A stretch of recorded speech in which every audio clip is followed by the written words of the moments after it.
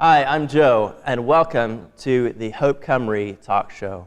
Today, I am joined by Paul Booth, the Director of Mission for the Diocese of Llandaff. Paul, would you tell us a little bit about yourself? Hello. Yes, I'm Paul. I'm a previous head teacher for a long time and worked internationally in school leadership, and always loved Jesus and always seen what I've done as a vocation, and just great to be here today. Yeah, well, actually, just out of curiosity, how did you find yourself coming into this, just so the audience can get to know you a little bit better? How long have you got? In less than, we'll do a diocesan staff meeting in less than 60 seconds. Okay.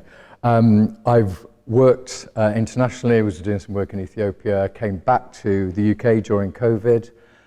During that time, I joined the HDB plant in Cardiff, because I'd done a lot with Alpha across the world, and really wanted to make a difference in church planting.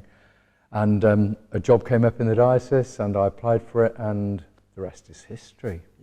Yeah, cool. Well, today we're talking a little bit about the kingdom of God, and around that subject of the kingdom of God. But before we dip into that and get your input on that, I want to ask you, and all of the kingdoms and all of the empires throughout history, what would be your favorite empire? What would be your favorite time period with kingdoms? That's really interesting.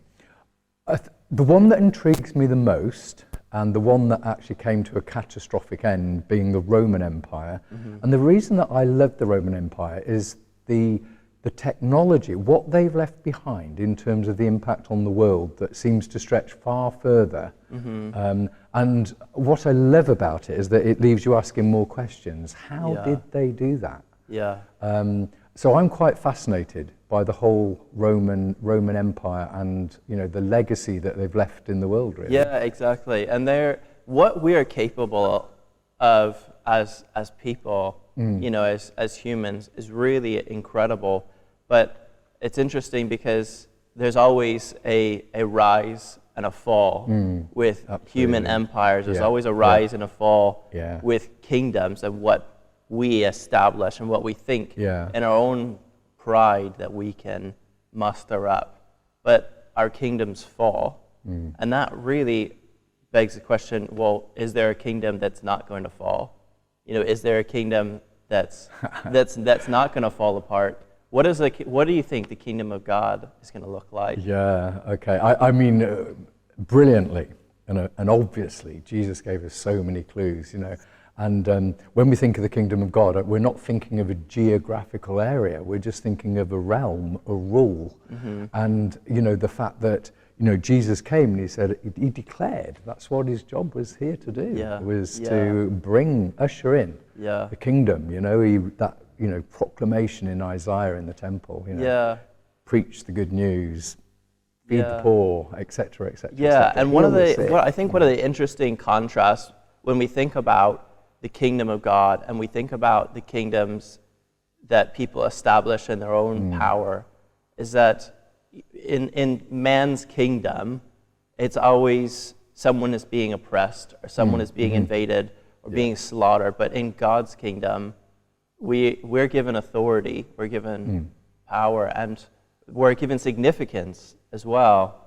And that's a very big contrast. And on top of the fact that God's kingdom doesn't end.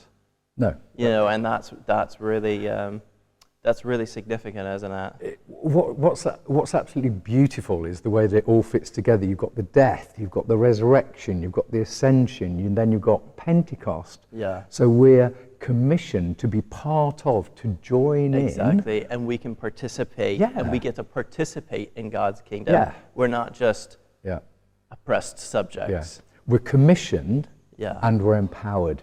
And so it's like we are part of bringing in, ushering in the kingdom of God, which is the kingdom is here now, but it's also a not yet. And that's a fabulous tension. It's like we can see around us that, God's kingdom is not in front of my eyes. I see a chaotic, callous world of, people that are just self-serving.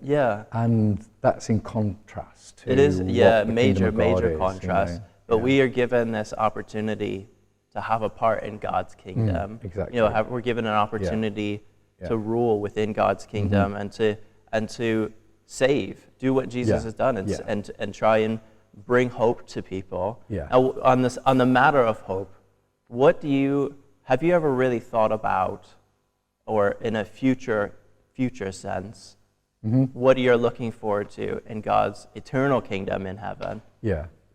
I mean, we know all the promises. You know, I tragically lost my father at a very young age, and I know that assurance that I will meet him once again.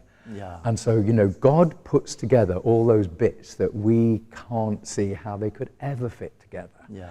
And that confidence that, you know, that I can have, that we can have as God's people, is that actually He wants to bring everything together. Yeah. And it's a beautiful community, and it's a real diverse community in God's kingdom. Yeah. It's that aspect of nobody's excluded. You know, the kingdom of God welcomed everyone. And we see that just by the way Jesus lived, you know. He went to the untouchables. He went to the people that are excluded and on the margins of society. Yeah. But also he embraced those that would be the sort of, how dare I call myself normal, but those of us that would consider, you know, well, you know, I'm kind of a normal, average sort of a guy. Yeah. No, not a king, not a prince. And unless I'm, you know, referencing the kingdom of God, you know, where he's made us all kings and priests to serve our God, you know, and that's fantastic. It's amazing. It is. Is there anything else you wanted to talk about, and maybe the subject of the kingdom of God? Yeah, I think we lose sight of the fact that as Christians, we're here to worship God, but we'll also go and make disciples. And if we're not out there talking about our faith, living our faith, showing how we love Jesus, so that, you know, he fed the poor, he embraced those that were excluded, those that were on the margins of society. And so there's a real demand on us as Christians to really live that in our daily lives, and to be the people that speak out, be the people that reach into those places that, you know. And, you know, I've lived in, you know, heavily, you know, regulated Islamic societies. And, you know, it's difficult because you're not allowed to share that faith, but you can live that faith. Exactly, and people can see Jesus in you. Exactly. And that's where I think we, as a Christian community, are going to be transformative of society when we become Christ, when we become the love of Christ to other people. The more we focus on him, the more it gives him the opportunity to transform us. You know, and we are God's people. And, you know, you know, all those cliches, you know, God's Easter people, God's this and that. And sometimes I look around and think, actually, we can be quite miserable. And, you know, it's like, how can we just embrace that? You know, we have got a jewel.